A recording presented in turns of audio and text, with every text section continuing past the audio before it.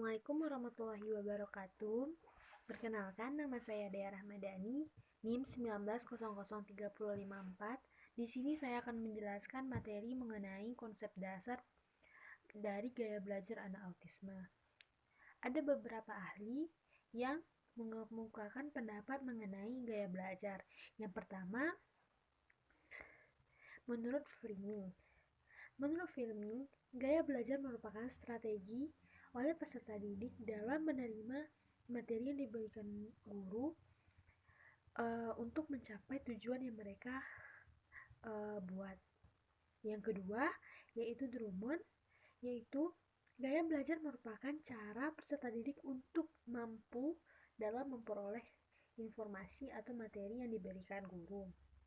Yang ketiga adalah Willing mengatakan bahwa gaya belajar merupakan kebiasaan dari peserta didik yang memudahkannya untuk menerima informasi. Dan yang terakhir ada Keith mengatakan bahwa gaya belajar itu merupakan cara penerimaan bagi setiap anak terhadap sesuatu yang diberikan, baik di sekolah, di rumah, ataupun lingkungannya. Jadi, dapat kita simpulkan bahwa gaya belajar anak autisme merupakan karakteristik khusus atau ciri khusus yang dimiliki oleh anak tersebut guna untuk memudahkannya dalam memperoleh informasi atau materi yang diberikan guru, yang bertujuan agar mampu memperoleh hasil yang memuaskan dan mengurangi gangguan yang mereka alami. Sekian, Assalamualaikum warahmatullahi wabarakatuh. Assalamualaikum warahmatullahi wabarakatuh. Perkenalkan, nama saya Anissa Lina Fatila dengan NIM 1900312. Di sini saya akan menjelaskan tentang bentuk-bentuk gaya belajar pada anak autis. Sebelumnya, kita ketahui pada hakikatnya gaya belajar itu terdiri dari 3 aspek, yaitu visual, auditory, dan kinestetik. Di sini saya akan menjelaskan aspek visual. Aspek visual ini yaitu gaya belajar lebih melibatkan dan mementingkan indera penglihatan. Maka, hendaknya guru lebih baik menggunakan alat peraga dalam proses pembelajarannya dan peserta didik disuruh duduk di depan.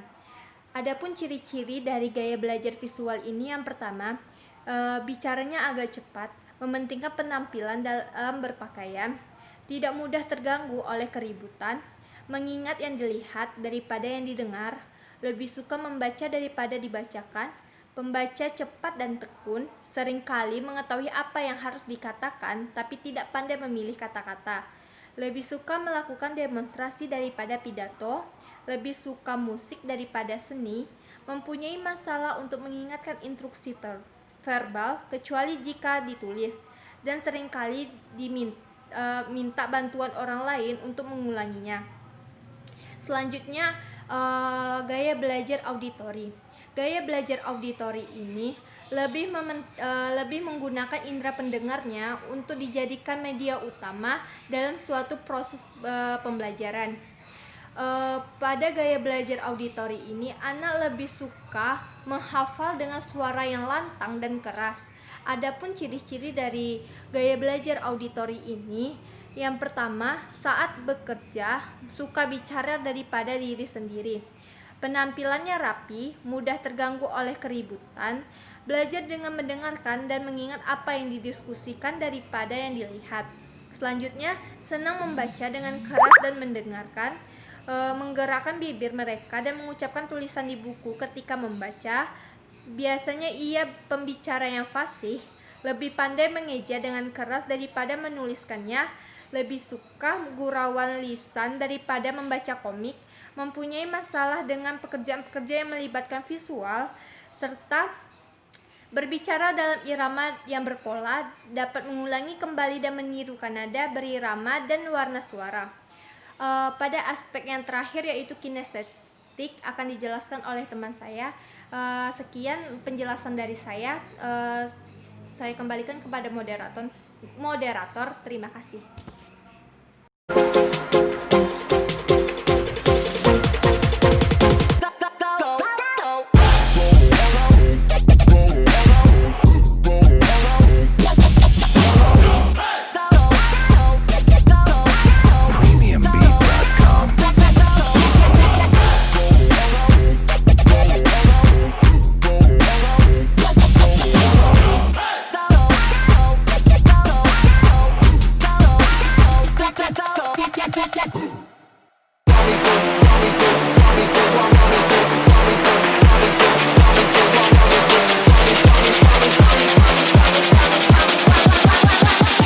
me do my two-step.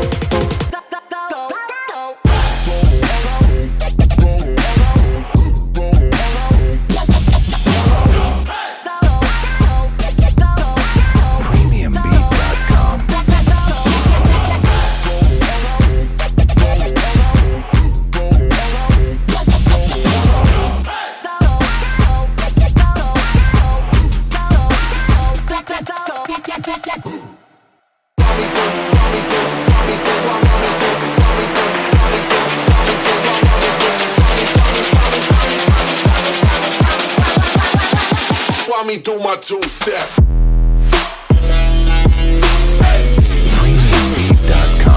Assalamualaikum warahmatullahi wabarakatuh.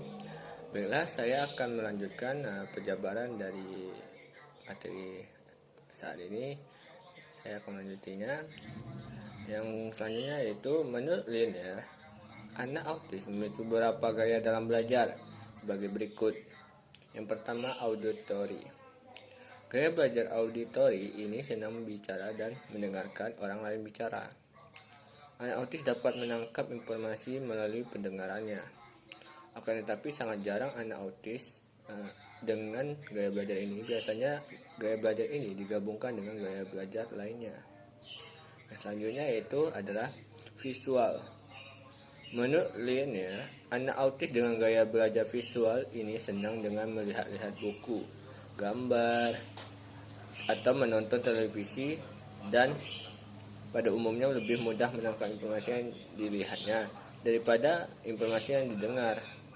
Penglihatan mereka merupakan indera yang paling berpengaruh pada anak autis dalam memperoleh informasi, sehingga banyak anak autis yang menyukai video atau gambar. Selanjutnya adalah hands-on.